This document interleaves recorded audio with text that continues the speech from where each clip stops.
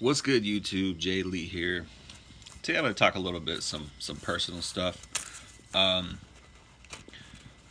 what I wanted to talk about, I had a bad dream last night. Sometimes I have bad dreams, um, and it kind of got me thinking because it was revolving around something that I really stopped caring about after high school, which was like cool kids, the cool kid club, right? And I didn't really, sometimes things will happen to you in life, you know, in your everyday casual life. You meet somebody or something, and it'll kind of trigger you and revert you back to a certain type of thinking. And so I'm just something a little personal. I'm caring for my mom at a rehab facility right now, and this rehab facility is really, I don't know how to put it. It's almost like high school. There's a lot of social stuff going on, a lot of females, but like in the worst way, not professional type of way. Because obviously, if you're in a professional environment, you leave that high school social club crap back in high school, and it's all about business. It's all about getting the job done. It's all about creating either a quality product or a quality service, what have you. But every once in a while you'll come across companies or facilities or stores or something where there's a lot of like social politics going on. And some people want to act like that's normal. Some people like, oh yeah, well, it's work, we want to make it comfortable, we like the social aspect, blah blah blah. I don't like that because high school should stay in high school. um, it is the social aspect of certain institutions, certain facilities, or certain. It's stupid, and I've always thought it was stupid after high school. Before I was done with high school, I really put a lot of stock in it. I really put a lot of care into it, and it's also part of me becoming a Christian and leaving the matrix and walking away from society at large. I realized that it was stupid. I realized that it was draining. It was draining my energy. It was draining my heart, my soul, my mental. Trying to like think about what other people thought of me, caring and stuff like that. And sometimes I look back on my life as like a saga, like going into storms and coming out of storms. The great Scarface the rapper. I don't talk about rap a lot, but I grew up listening to rap, and I got some good favorite rappers of all time, some great songs of all time, and a couple of those songs and a couple of those rappers have, Scarface is one of them. Although I don't listen to all his music, but he's got some great songs over the years. And he said in one of his albums, sometimes, or no, what did he say? He said, in life, you're either going into a storm, in a storm, or coming out of a storm. Always. Now, I don't know if that's always true, but I think in general it's you could look at that like it's a nihilistic quote. You could look at it like it's a pessimistic quote. I think there's truth to that. I don't think that life is one big constant storm. I would look at life more like a saga, I guess, is like you're trying to live your life, uh, and you want to find happiness, you want to find fulfillment, you want to find purpose, you know, you want to find peace and peacefulness and rest, and this is what most people are out there trying to do. Most people are basic, and they're not necessarily greedy per se. They just want basic things such as rest, peace, happiness, fulfillment, companionship, intimacy, love. These are all basic stuff that I think God created us with all these faculties. God created us with all these wants and needs and desires. And I don't think there's anything sinful or wrong with that. Where the sin and the wrong part comes in is when it's like greediness, is when it's like you want more than you really need.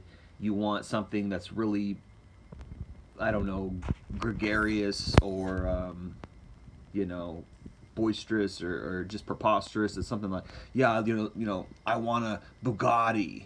I want a Lamborghini. It's like, cool, I guess. I don't know if that's, you want a $500,000 car. Like, you don't need that. Clearly, you can do well with a $30,000 car. Even that, some people be like, I could do well with a $5,000 car. I just need an A to B. I need something that drives well and gets me to where I need to go, and that's it. I don't give a crap what I look like. You know what I mean? So it's like, there's some things in life that are too much. Um, I kind of got off on a tangent as usual, but you know, I learned to stop caring about what other people think after high school because I realized that life, as I said before, is just about is really just about the pursuit of finding comfortability, peace, happiness, And then when I turned to God, I realized I saw it from a different angle, and I really read the Bible, and I really got saved. I got born again, and I really started coming to particularly the works of Witness Lee and Watchman Nee, because no one else ever has been able to expound the Bible and God as they have, and the things that they've written are the most profound, if you're a Christian, and profound in the sense that they're just the truest. They're the deepest well of and source of biblical truth and understanding of God and experience in the spiritual walk and experience in the spiritual life. That's just a fact. And try to find somebody better than them. Like try. Just you can't, because there's not. It doesn't exist.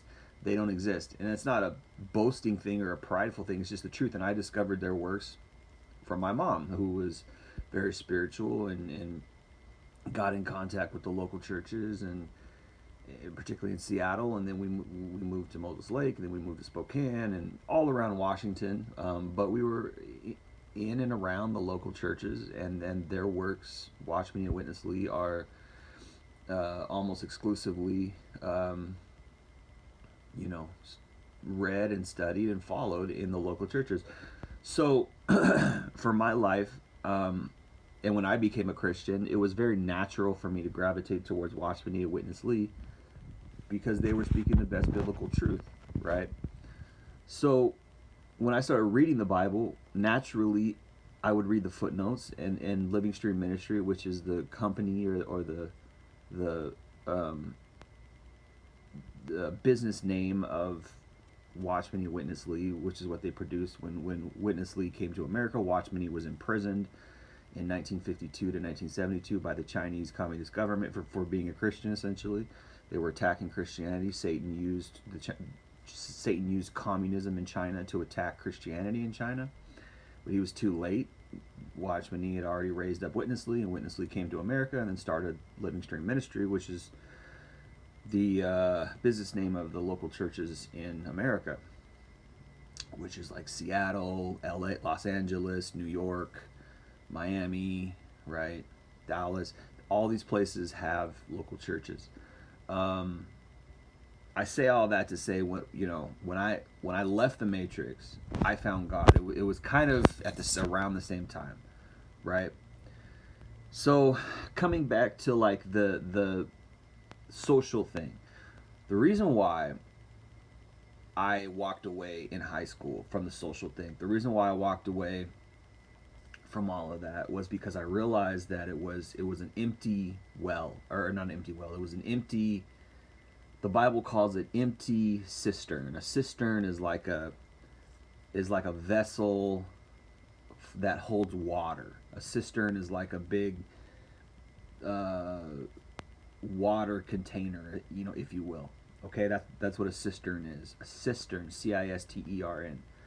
The Bible says that when we go away from God, we heap up for ourselves empty or broken cisterns. They call it broken cisterns. So what good is a water bottle that can't hold water? Whenever you put water in it, the water just flows right out. It's no good, right? It's a broken cistern, and that's what the world of today is. The world of today is a broken cistern. So I say all that, what I said, coming to God, coming to the Bible, because in the Bible you'll learn these things. In the Bible you'll realize what life is really about. So when I say I wanted to find purpose, when I say people want to find purpose, that is true. But I believe that God has put in us a want to find purpose. Um, uh, he's just put that in us. And really what that want is a want to find God, because God is the answer to that whole search for purpose.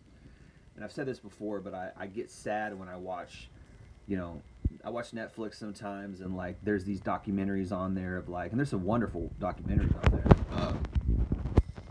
But I watched a few, and they're just kind of sad, like guys climbing mountains. He's the best mountain climber ever, or he's the best rock scaler ever, and it's like, that's nice, and they make some compelling and really interesting documentaries, and I've watched a few of them, like 5 of them or something, and like they're just amazing. And but then you realize, you're like, at a certain point as I was watching these, I realized like these guys are just trying to find purpose. They're trying to achieve something because they want to feel some kind of deeper purpose, some kind of deeper meaning in life.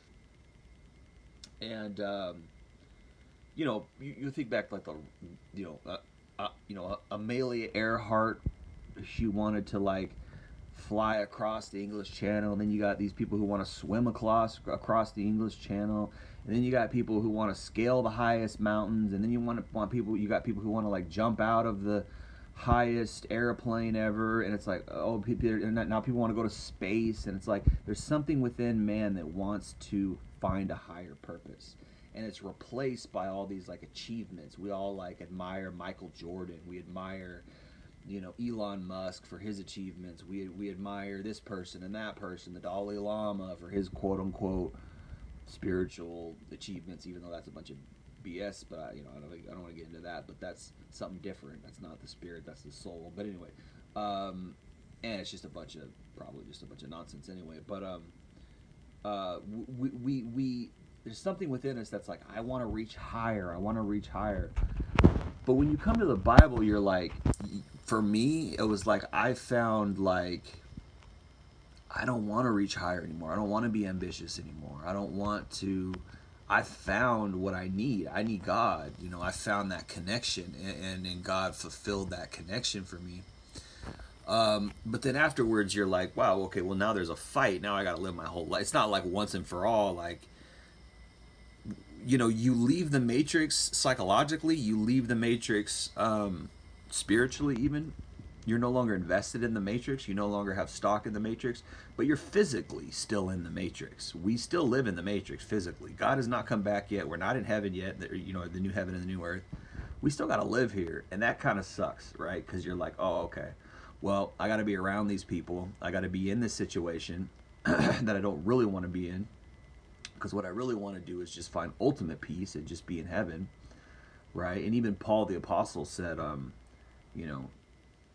to die is gain. He felt like I'd rather be with the Lord. Life is vexing, life is stressful, and that doesn't mean he's suicidal. That doesn't mean that like he is quitting per se. It just means that like life is full of suffering, life is full of toil, even after you become a Christian.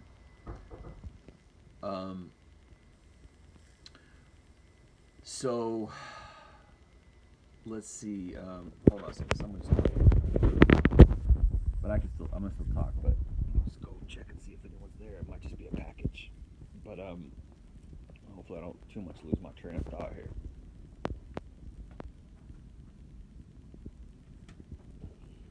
Yeah, just a package. All right, let's get back. Let's get back to the train of thought. Back to the train of thought. All right, so around these social groups, right? So I'm at this rehab facility caring for my mom, and there's these social groups, and it reminds me of like high school. And high school is high school. We all know like high school is like, it's not real life. It's just this little social club. Sometimes it can be an indication of future success, but not necessarily, and not really, right? Kind of, but not really. And they do these little things in high school like, oh, most popular and most potential to succeed later in life, best dressed, most spirited, or whatever. Like all these little phony awards that really don't mean anything. Because when you graduate and you get older, you realize like none of this really means much. You can be whatever you want to be. You don't have to be tied down to uh, the how other people feel about you, how other people view you, things like that. But I'm in this rehab facility, and I say you can be whatever you want to be within reason. That is, people say that, people throw that around like it's just possible. They're like, well, you can be whatever you want to be. Like, I mean, kind of. If you can try to be whatever you want to be, you can certainly try. It doesn't mean you have the talent. Doesn't mean you'll be successful. But anyway, that's another story. So I'm at this rehab facility, and there's just this little social group, man. This little clickiness, kind of social, and it just makes me realize, like, God dang, life is so infantile for so many people, and of course it's all female, but in the worst way.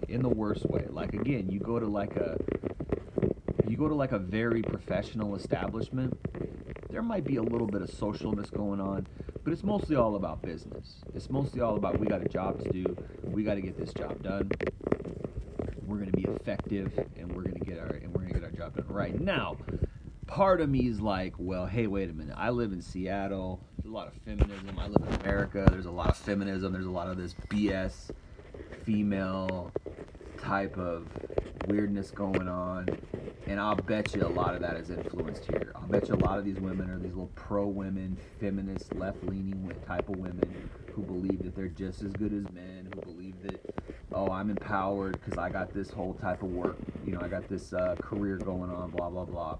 And in reality, it's a shitty rehab facility. In reality, I'm there working because they're not working, because they don't do their job, because they don't help my mom correctly, and so I gotta go, and I'm literally, working there, breaking the norm of, like, most people just drop their parents off at a rehab facility and they might visit them once a week, but probably not even that. And the reason why I know that is because I'm at the rehab facility, and not a lot of these people get visitors.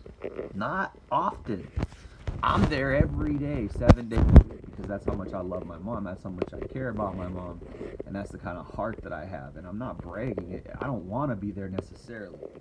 I want to help my mom. I love my mom, and I want to be with my mom. But also, I'm tired, and also it's stressful, and I'm tired, and I don't want to do it. I'd rather just exercise, work out, spend time with myself, go do photography, right? So I'm there, and there's a social group going on, and a lot of these women, and they're not doing their job correctly. So I could sit here and be like, oh, women this, women that, but it just reminds me about people who are in the world, who don't have any hope. And obviously, I think that women do things differently. I think that particularly modern American female women, it's just, there's always something underneath the surface. There's always some judgment, almost always. Now, every once in a while, you'll come across a female who's like very good at her job, very quality, very on point, high character, very honest, very truthful. It does happen, but it's like, once in a blue moon, right? So, and I've met a couple. Ironically, some of the ones that I've met were like Christian. Ironically, some of the ones that I met,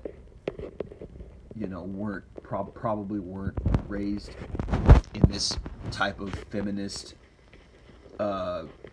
culture, type of left-leaning culture. They grew up in Christian cultures. They grew up in more conservative backgrounds. And part of me is like, man, I want to get the hell out of Seattle, and I've wanted to get the hell out of Seattle for a long, long time. I've wanted to go back to Spokane, because where it's conservative socially and liberal politically, which is weird, which is different.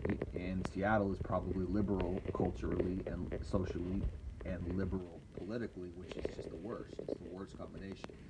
We've got all kinds of drug problems. They don't even prosecute for drug crimes. We got zombie drug heads walking around everywhere. We got all kinds of crime. We got all kinds of drug houses, drug dens going on around here. It's just, it's horrible. That's liberal crap. They don't care. They believe people should just anyway. I don't want to get too much into that, but all kinds of homeless problems, financial problems. The cost of rent is crazy. You go back to Spokane and the rent is like $700-800 less a month. And you could argue, say, oh, well, there's less work, probably. There's less good jobs, probably. But it's also has to do with just better people, conservative, just better people. Sorry to say, and I know a lot of people, and the reason why a lot of people don't like conservatives is because they connotate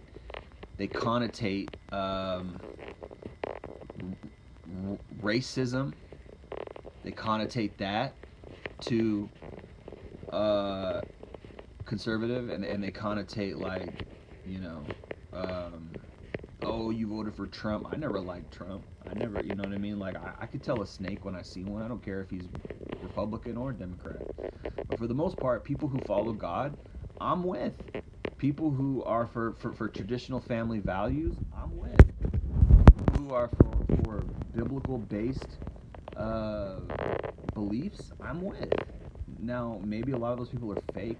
I mean, I'm not with racism. I'm not with weirdo Trump politic kind of stuff. I'm not with any of that. But I am with anybody who wants marriage between a man and a woman, marriage held in honor, right? God held in honor, the Bible held in honor. I'm with that. You know what I'm saying? Growing up in Spokane, I used to think I was a liberal because we actually kind of had cool liberals in Spokane, where like they weren't weirdo SJWs. You know what I mean? They weren't these radical feminist types, these white knights, which are the worst of the worst. Male white knights, male feminist allies, the worst of the worst. They're even worse than the radical feminists themselves. Because they have no backbone. They're cucks. You're right. But, growing up in the 90s in Spokane, liberals were kind of cool. Liberals were kind of like, kind of hip, and like, and it wasn't cringy. It wasn't weirdo type stuff. Even though probably I never really had long political conversations with them. If I did, it probably some things would come out. They probably were atheists. They probably didn't like.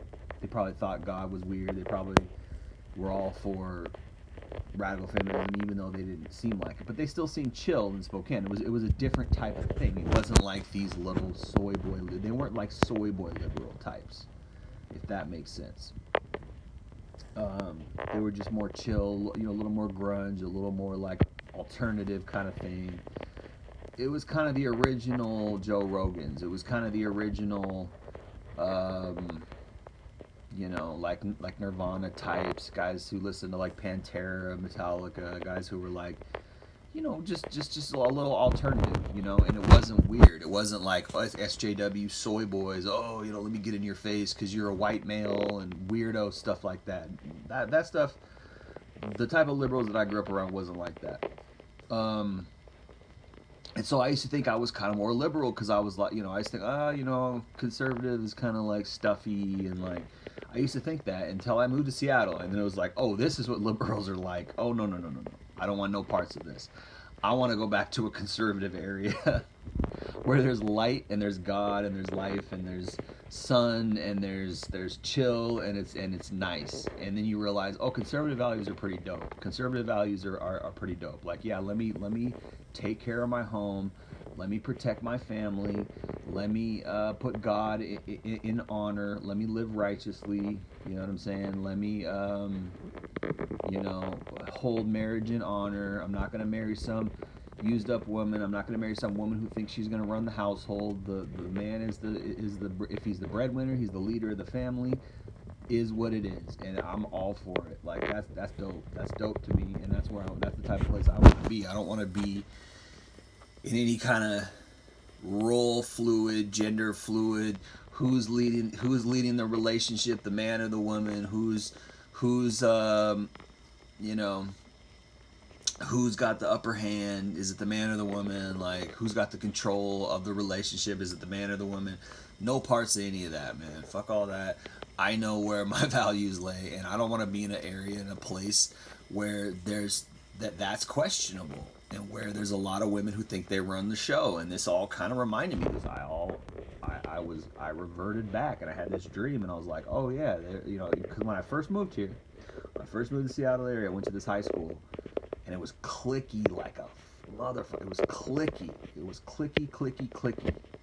And it was a bad experience for me because I didn't know anybody and I didn't have any more clout. When I was in Spokane, I was on the basketball team. I had 4 years, or about 4 or 5 years since middle school, since 7th grade. Even before 7th grade, I was always very, very physical, and I was popular because I was good at football, and I loved to run around, had all kinds of energy. I was good at football, I was good at baseball, I was good at sports. I was fast, I was tall. And actually, some of my biggest regrets are not continuing to play baseball.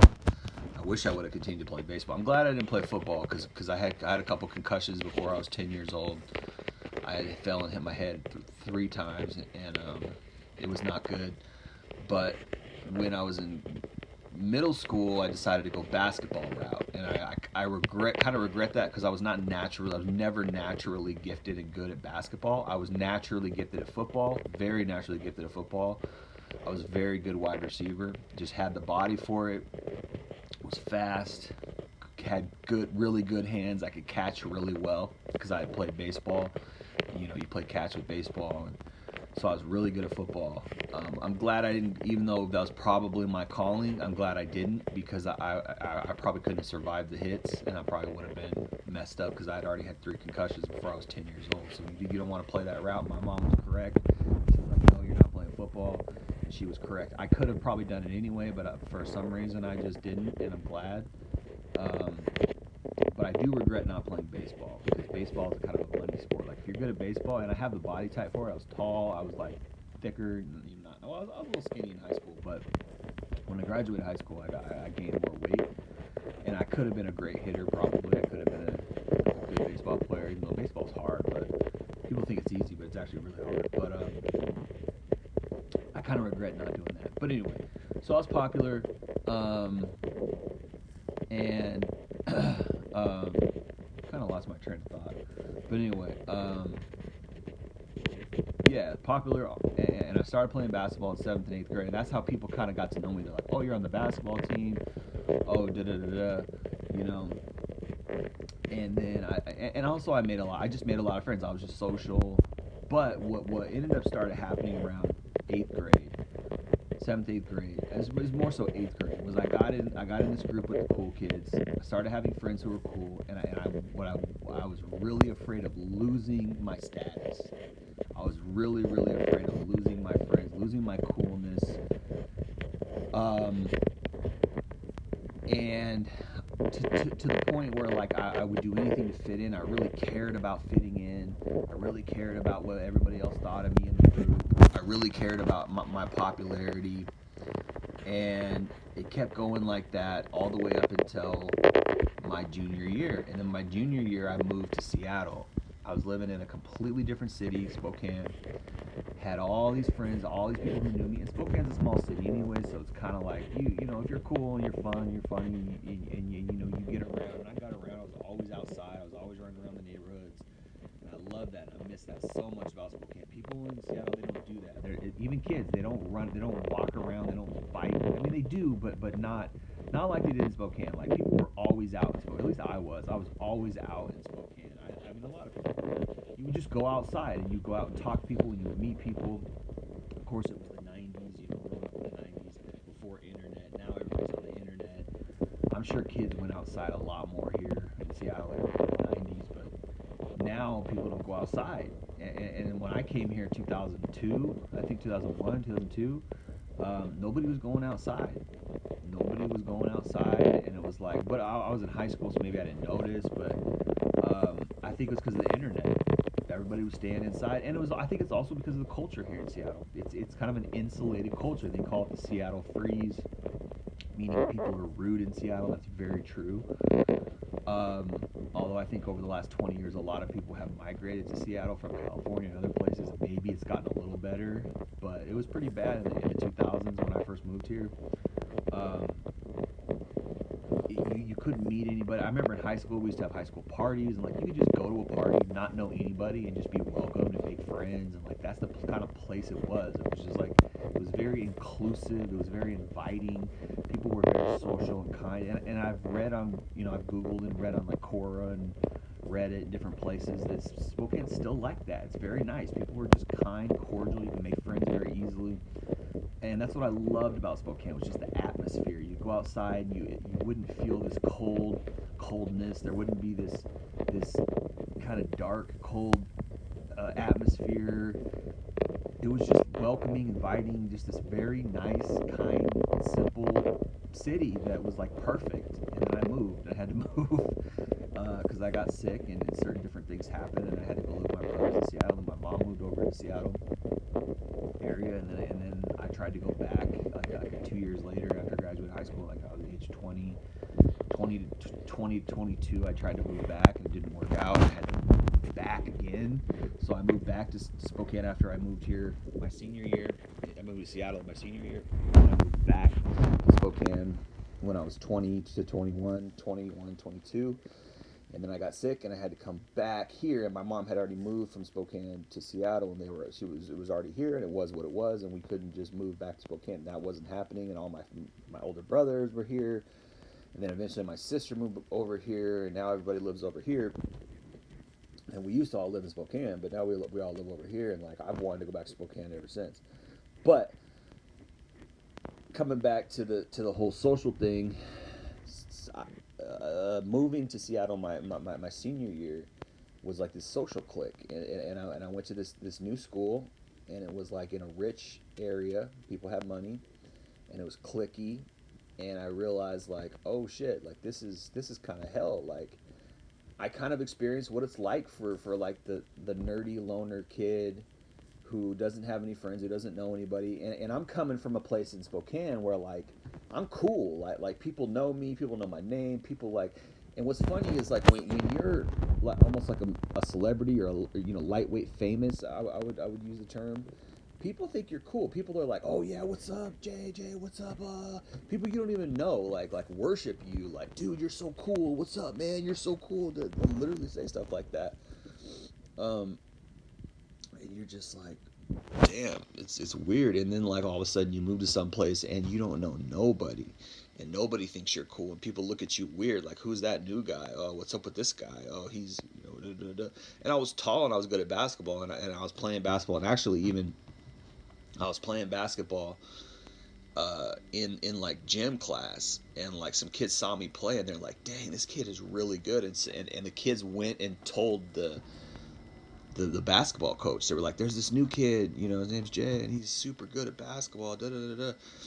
And so the basketball coach heard about me from just random kids going to talk to him, telling him I was super good, and I was good, but I didn't actually make the team because my grades were terrible, and I didn't play that well, and I wasn't quite as good as the kids.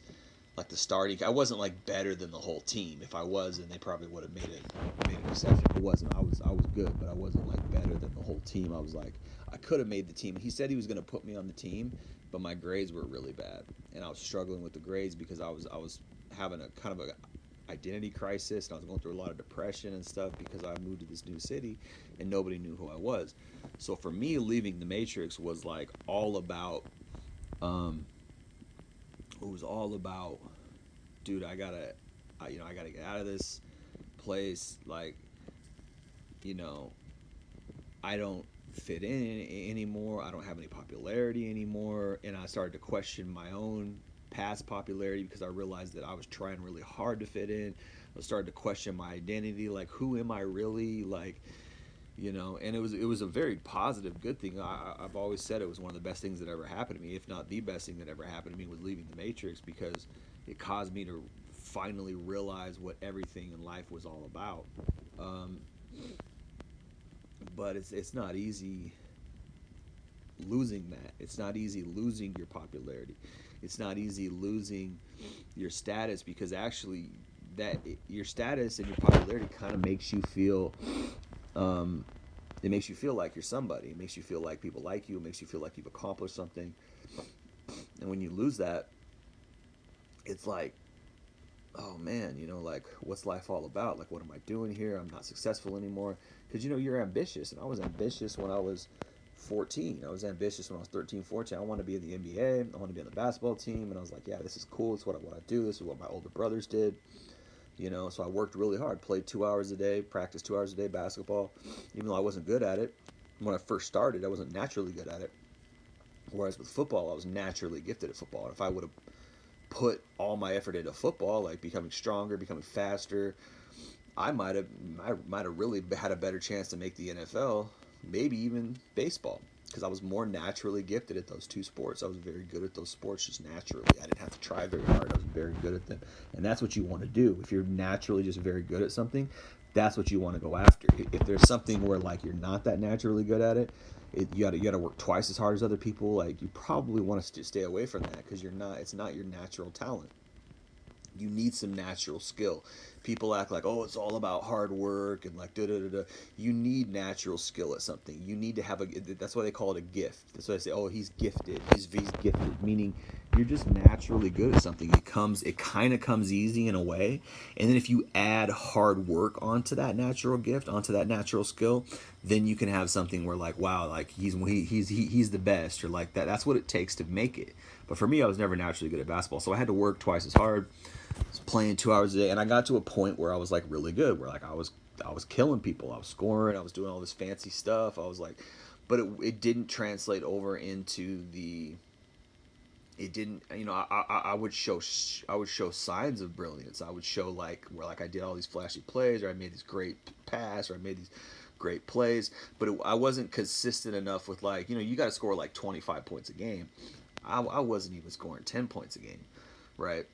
Um, but I'd go to the YMCA and just kill everybody. I play magnificent, but it wasn't. I didn't realize that in order to make it to like college or the NBA, like it has to translate into numbers, statistics. You have to have points, a point per game average that's really high.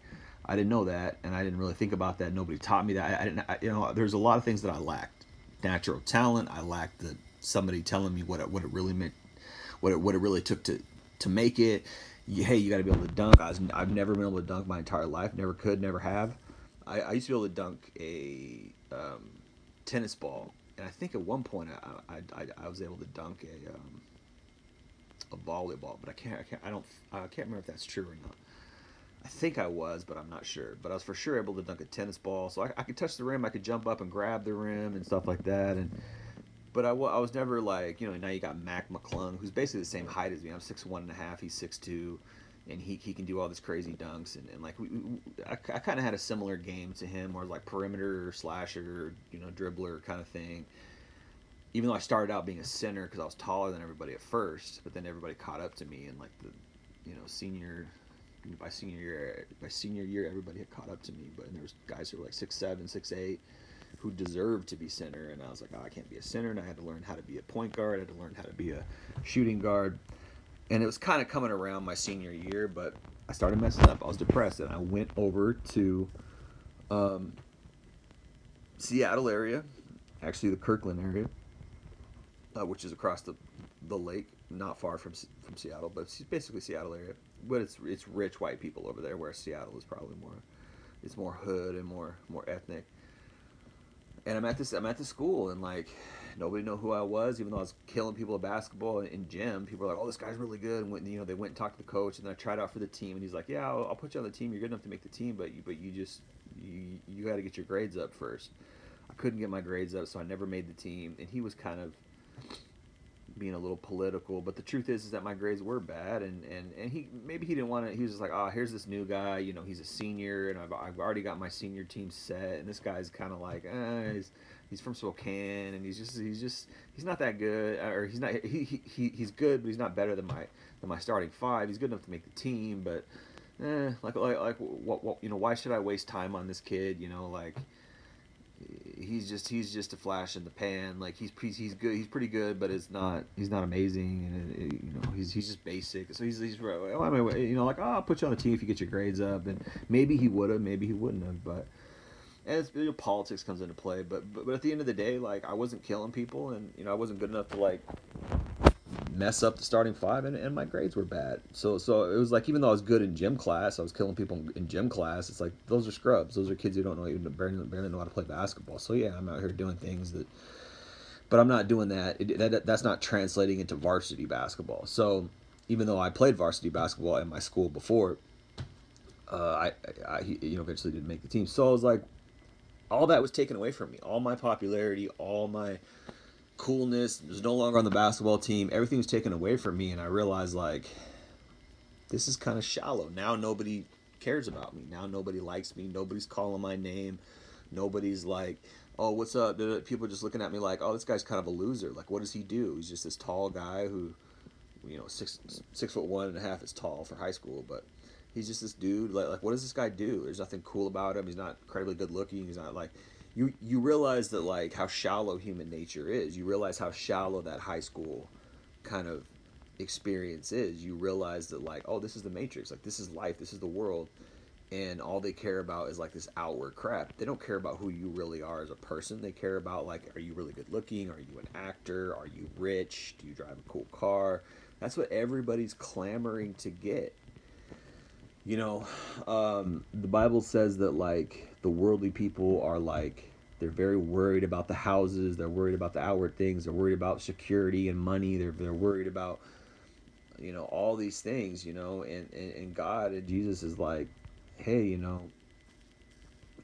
your heavenly Father knows that you need these things. Your heavenly Father knows what you need, whether, it's not that you need fame. It's not that you need riches, but you need clothing. You need a place to live, and your heavenly Father's going to take care of you, and, like, when I was reading that, I was like, oh wow, so that's salvation. That's saving me, because I realized, like, I had all my eggs in this basketball basket. My mom used to tell me that too. Don't put all your eggs in one basket. She used to tell me that, and I was like, I don't care. All I want, I have my blinders on. I was like, I just want to be a basketball player. I just want to be in the NBA. We had, like, Slam magazine back then. We had superstars like Stephon Marbury, Kevin Garnett, of course, Michael Jordan. We had all these, Shaq and all these amazing, the 90s was like golden era for NBA.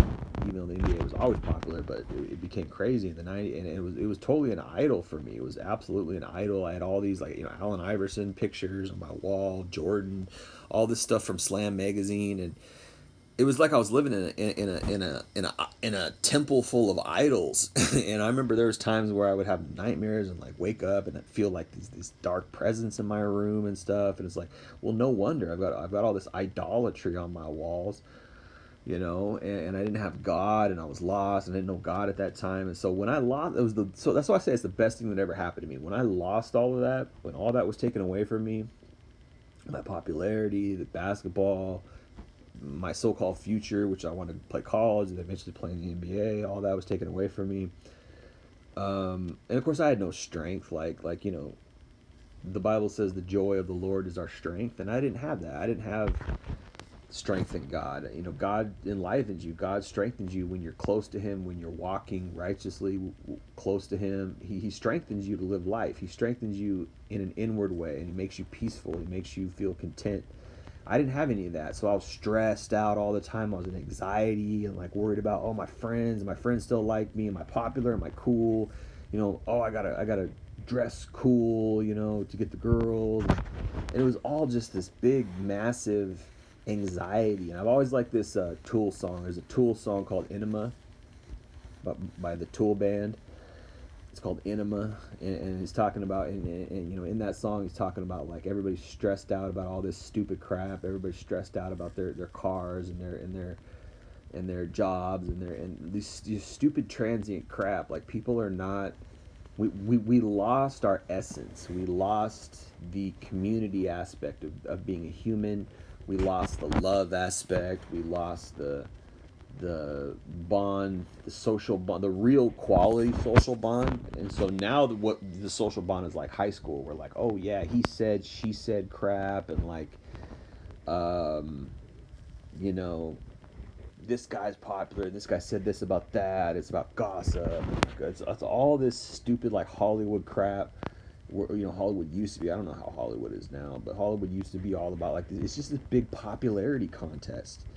this guy's cool, and this guy's got the coolest movie, and did this, and this guy, high school is just like, it's like Hollywood's like an extension of high school, but it's full of like just empty anxiety. Oh, I need to have the best car. I need to be the best looking. I need to be in the best shape. I need to compete with these guys who are like, doing this, or have this amount of money, this kind of skill, and this. And deep down, I think like a lot of guys get caught up into that because they want the girls and they want the popularity. We want all of that stuff so we can get a girl. We want all of that stuff because that's what girls want. Because girls are shallow. They're shallow. Oh, I want the guy with the best money, the best house, the best car. Da, da, da. I don't want any of that. Like I want to have peace. I want to have love. I want to have like quality social interactions, which is what I had in Spokane, where it was like, you could just talk to somebody on the street, just nice people all around. I remember just meeting so many nice people who were just cool, chill people in Spokane who were just down to earth, and it wasn't about.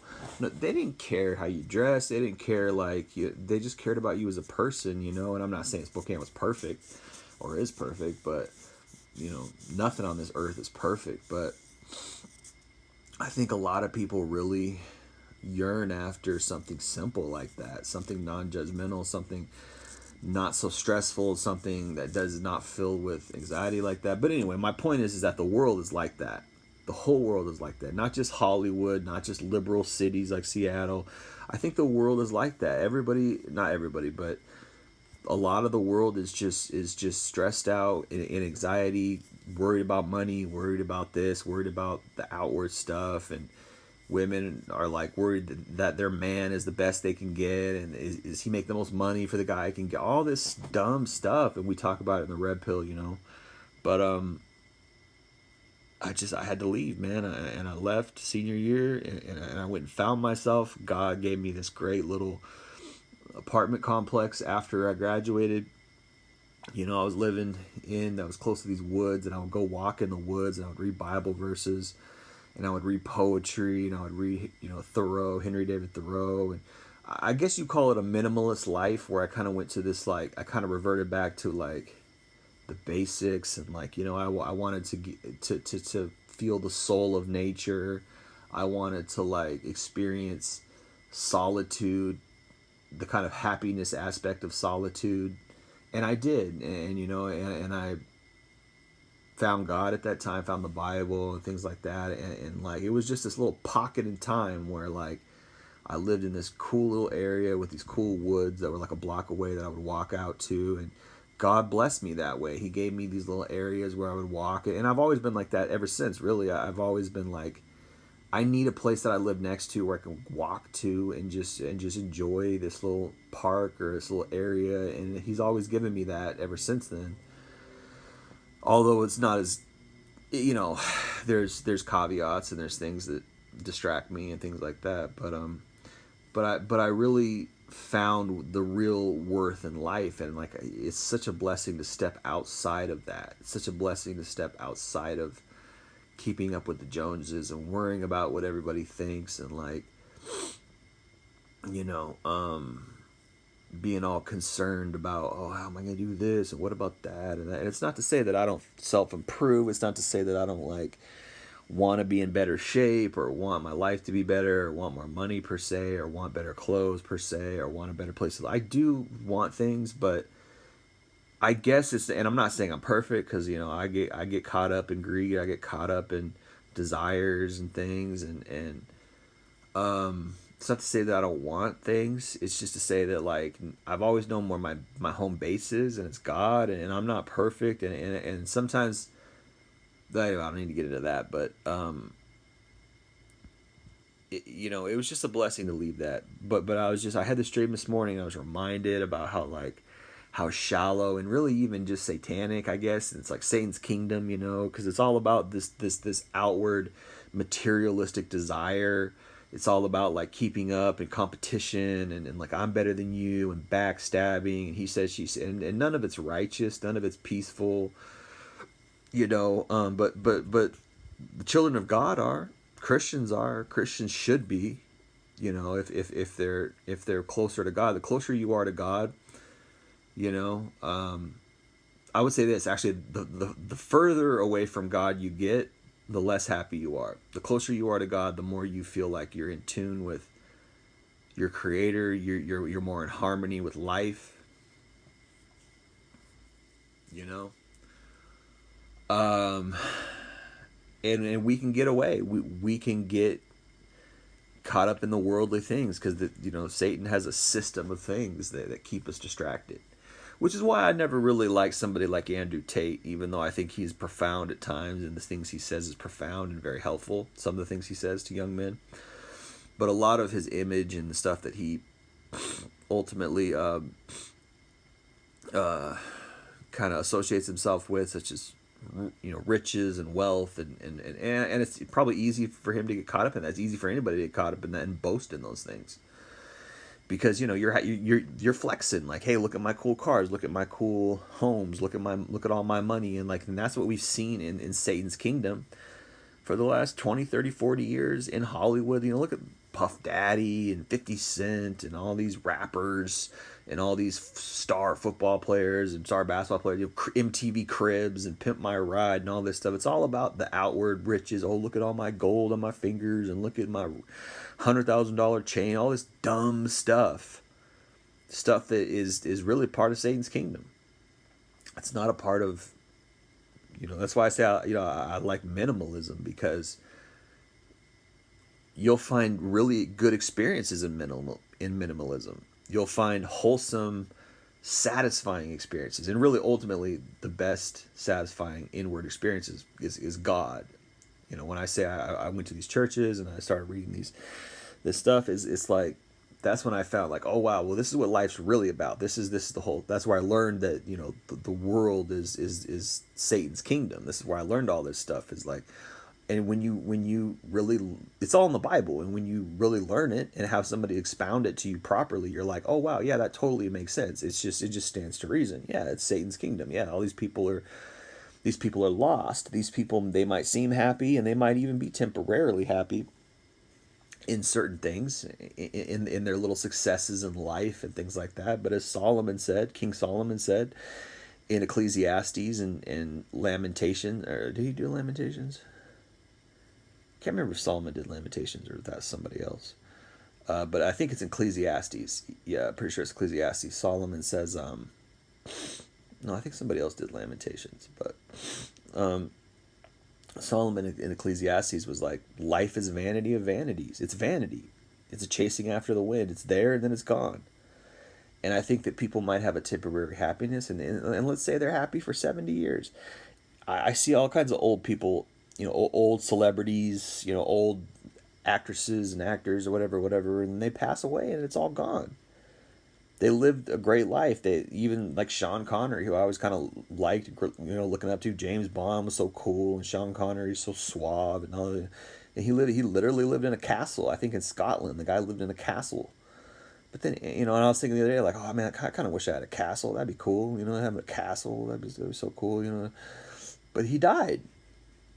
And it's like we all eventually die, and it's like, what is the afterlife going to be? What's the eternity going to be like? We're eternal. We might get 70, 80, if we're lucky, 90 years here. But, of course, after age 70, it's like, do you really want to be alive? Because your body's breaking down, and it just sucks. But I guess you do. I don't know. But I don't know if I would. But anyway, you die. And what about eternity? You know what I mean? What about eternity? It's like, that's why I love the Bible. That's why I love God, because we are eternal. Our souls are eternal. And the Bible, in a way, is like basic instructions before leaving Earth. Bible, basic instructions before leaving Earth. It tells you what it's all about. It tells you what life is all about. It tells you how the world got corrupted. It tells you why there's evil and sin in the world. It tells you who created you. It tells you, what your future is going to be, right? What your future is going to be after life. Are you set? Are you close to God? Are you saved? Are you, where are you going to go when you die? Right? And I'm glad that I chose God. I'm glad that I chose I'm glad that I'm saved because I know where I'm going. I know what's going on in the afterlife. I know all about it. And it gets deeper and it gets more complex, but people without God, they might have a temporary happiness. They might have their little cars or their mansion or their castles or their money or this or that, but eventually you can't take it with you. You can't take it with you. I don't care how much in competition, how successful you are against the competition, and you are in competition, keeping up with the Joneses and trying to keep your wife interested in you by taking her on this vacation and buying her all this crap that people are worried about. That's why I'm glad that God said, "Come out, come unto me, all ye who are toiled and burdened, and I will give you rest." Come to me, come to me, come back to God, and I will give you rest. And he says, don't store up for yourself treasures on earth where rust and dust and moth come and your stuff dissipates. It reduces. It loses value over time. All your stuff does. But he says, store up for yourselves treasures in heaven, where your stuff won't dissipate, meaning all the experiences that you have in this life pass over into the next life, and then you store up treasures in heaven, and you get to take that with you. So all this little dumb high school stuff, all that stuff is going to pass away. What really matters is what's going on in heaven. What really matters is what you're putting into for the afterlife. It's kind of like a security with interest, or a deposit with interest. You deposit your spiritual experiences, your good spiritual experiences with God, and it creates interest. And then in the afterlife, you get that back. You get to enjoy. Anyway, the Bible gets deep, but you can read it. I love the Bible, but I just want to talk about that because I had this dream and it reminded me of high school, reminded me of all this cliquey stuff, and at this rehab facility with all these kind of messed up people, and it just reminded me and realized that, like, man, that's all outward stuff. It's all fleeting. It's all passing away. But anyway, I want to leave it there. Appreciate you guys listening. Jay Lee, Northwest Podcast. Peace.